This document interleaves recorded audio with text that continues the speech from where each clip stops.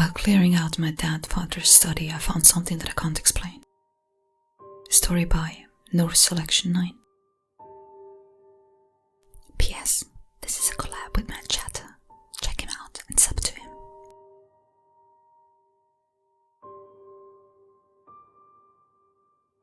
When my father had pressed his 9mm Walters pistol to his temple, I had been 500 miles away, working through a cafe in adult haze to meet the looming deadline for my next column.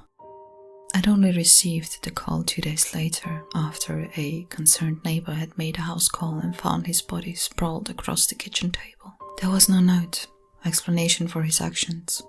My father lived and died, a mystery to all who knew him, including me.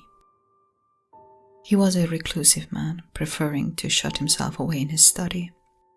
After debating with myself for a while, I decided to travel over to pay my final respects. Despite our differences, he was still the man who raised me.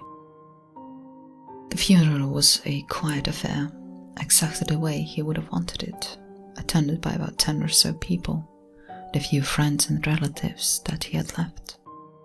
I had met with my father's lawyer after he was buried, who had rifled through a stack of papers.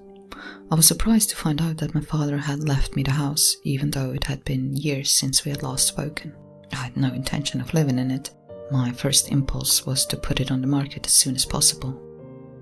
Even as an adult, just walking into his office was enough to make my stomach swirl with nausea. A relaxing box containing the corpse of dozens of insects lay on the polished oak of his desk, their exoskeletons impaled through with pins to card points that bore my father's hasty cursive. Some had been grotesquely heightened by the magnifying glass that lay across the board, until they looked about the size of a human thumb, amidst an assortment of forceps, brushes, and glass heads.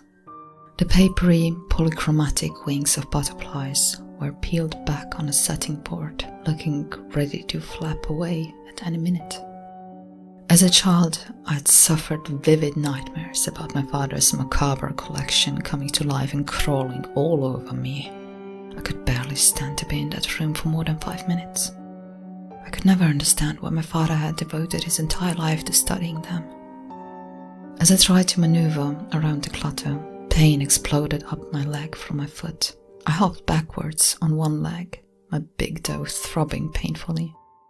Half tucked under my father's desk was a battered leather suitcase. Assuming it was just more of his supplies, as he'd like to call them, I had scanned the expanse of the desk and found a small, oval-headed brass key hidden amongst the mess. After setting myself, I'd slid it in and unlocked it. Nothing could have prepared me for what met my eyes. Stuffed inside the suitcase was a dark green, tubular object, about 2 feet long. The texture was hard, almost shell-like, but felt polished to the touch.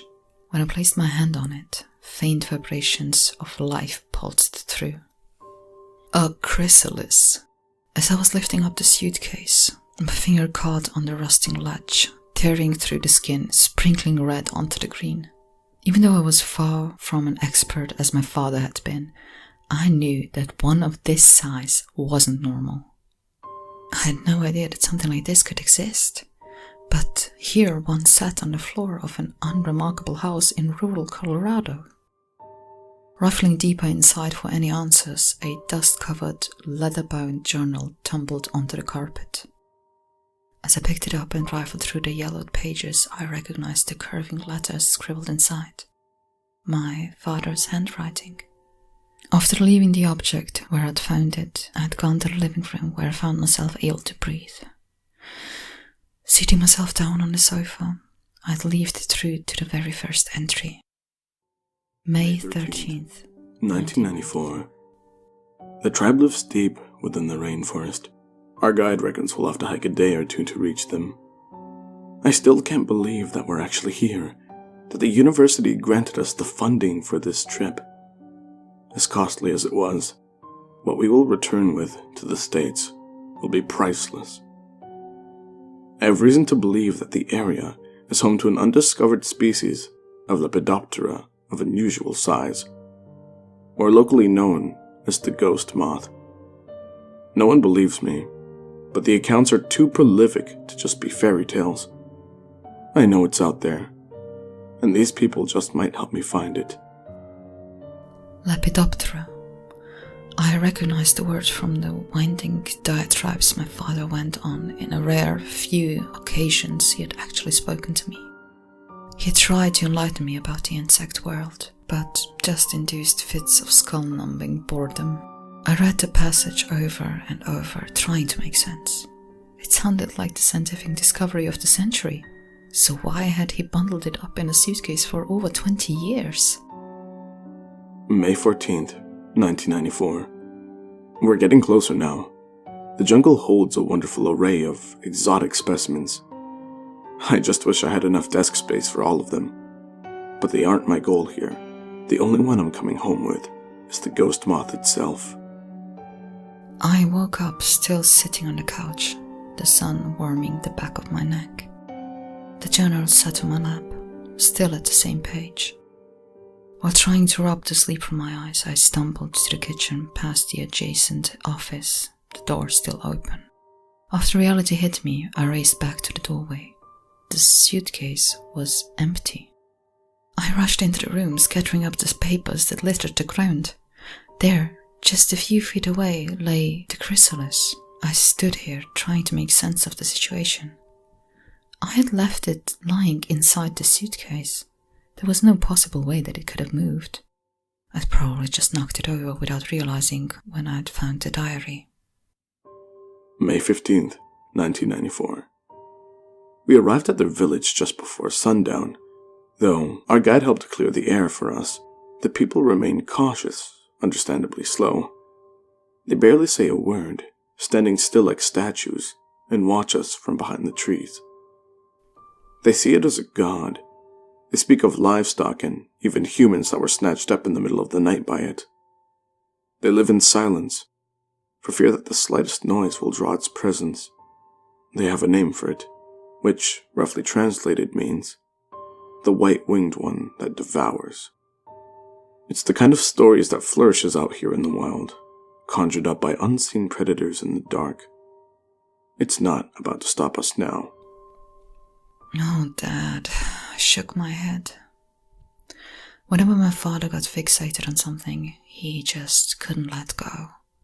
There was no one or nothing could pry him away from it. Not me, not his colleagues, or even my mother leaving him.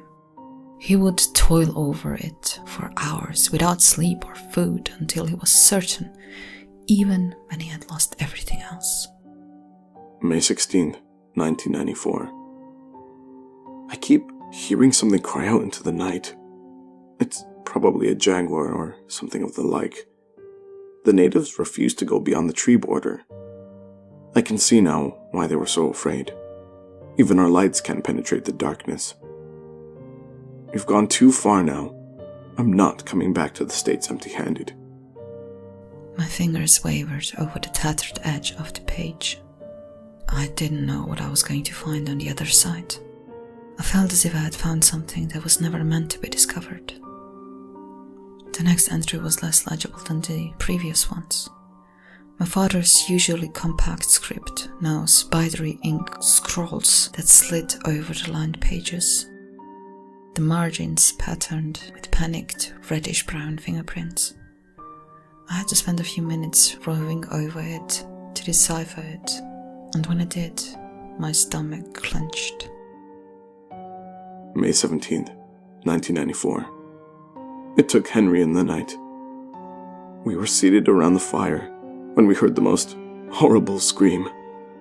I'll never forget it, as long as I live. We were all sitting around the campfire when suddenly there was a flap of wings and he vanished from the log he was sitting on. The last we saw was him screaming 20 feet off the ground, still clutched in that horrible thing's claws. I can't explain how it happened. I've heard of the Hercules moth, but this is something far beyond that. Creatures like that aren't supposed to exist in this world. May 18th, 1994. The jungle is endless. Civilization seems to get farther away the longer we travel. It took 2 more of us in the night. Julia was the first to go. She was going to get married in the summer, after we came back. It tore through her like paper. We found parts of Raoul hanging in the trees. The screaming has changed. I can almost hear their voices in its call. I can probably smell the fear seeping out of my pores right now. I wish I'd listened to the stories. There's so much more to fear than the dark. May 19th, 1994. I'm the last one left. I'm hiding from it in the trees, but I reckon I only have a few days at most before it finds me, just like it did to the rest. I can hear it calling me, taunting me in Henry's voice. It's trying to lure me out. This thing isn't any creature of earth. It's the devil. The one thing that is keeping me alive is the hope of finding its nest. It's probably nocturnal, so I have a better chance of destroying it in the day. That is, if I even make it to dawn. May 20th, 1994. It's over. I tracked it through the jungle to its nest with a rag on a stick soaked in kerosene. It was 20 feet worth of sticky white threads that trailed from tree to tree. I heard it before I saw it. However, this time, I was ready. I ignited the stick and used the light to lure it in before I threw it at night. I'll never forget the screams as it writhed about on the jungle floor, as its wings were burnt to ashes. I know that it won't bring Henry or the others back.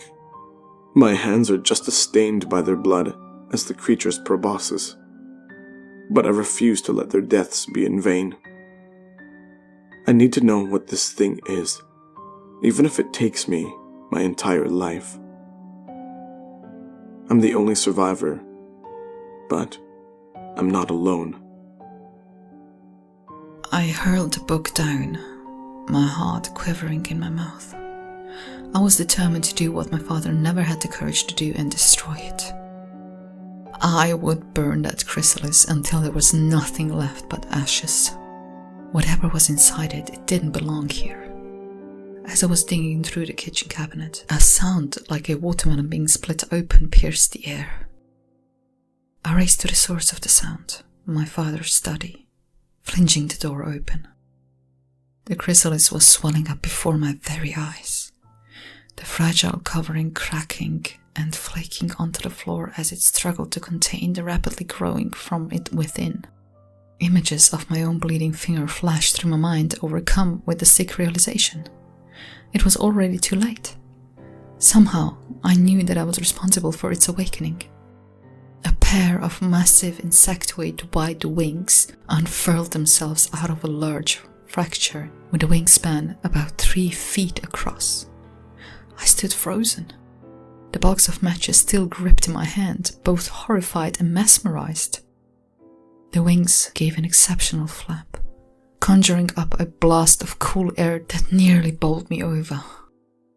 There was one final peeling crack as the entity inside it wrenched itself out.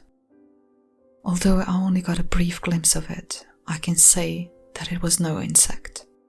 No specimen in my father's workshop ever had a single pair of long, milk-white, almost human arms, crowned with 5 long fingers that pulled themselves out of their cracked cocoon. The last thing I remember is a tall shape lunging at me, so fast that I couldn't make out anything else. I awoke to the acrid taste of my own blood slithering down the bridge of my nose and dripping into my mouth from the throbbing wound on my forehead. As I pulled myself off the ground and back into consciousness, I became aware of a low howl growing louder in my ears, accompanied by a flapping sound.